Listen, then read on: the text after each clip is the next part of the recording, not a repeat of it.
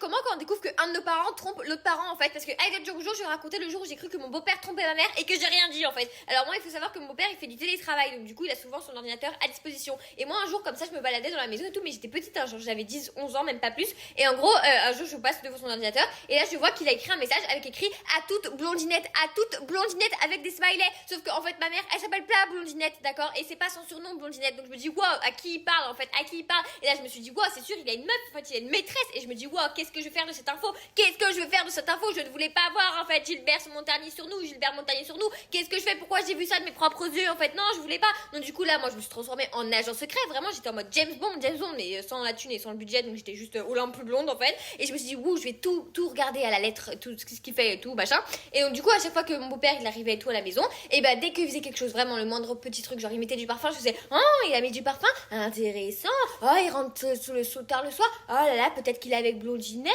Bref, j'étais complètement folle, sauf que moi ce fardeau en fait il était trop lourd à porter sur mes épaules parce que moi j'ai des petites épaules, sauf que je n'osais pas le dire à ma mère en fait parce que je me suis dit ouais je vais briser une famille, donc qu'est-ce que je fais, mais je veux pas rester dans le silence. Donc du coup moi je m'imaginais déjà dans les téléfilms à 14h là sur TF1 en mode avec des gros plans sur moi, avec les yeux qui pleurent et tout sur une vitre avec de la pluie dehors, en mode Olympe a brisé une famille et tout, elle a annoncé la tromperie de son beau-père et ça a brisé une famille. Bref, je savais pas, tu vois, je m'imaginais déjà des scénarios comme ça, j'étais au bout de ma vie.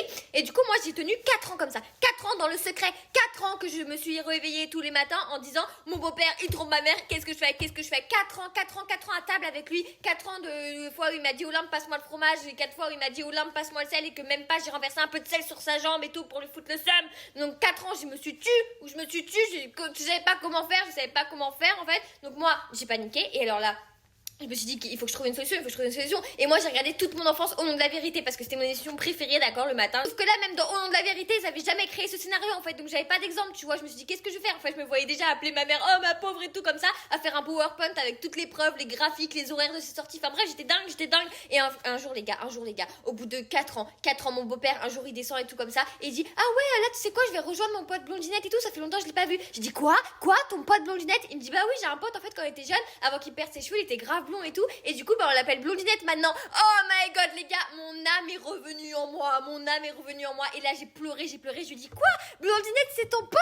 Il m'a dit, bah oui, ça a toujours été mon pote, pourquoi? J'ai dit, je pensais que tu trompais maman depuis 4 ans, Alors après, avec du recul, là, maintenant que je vous raconte ça, je me dis, il y a peut-être un deuxième secret à creuser parce que franchement, qui appelle son pote blondinette à 50 ans, en fait? À 50 ans, il y a peut-être encore un secret qu'on n'a pas découvert, je comprends pas.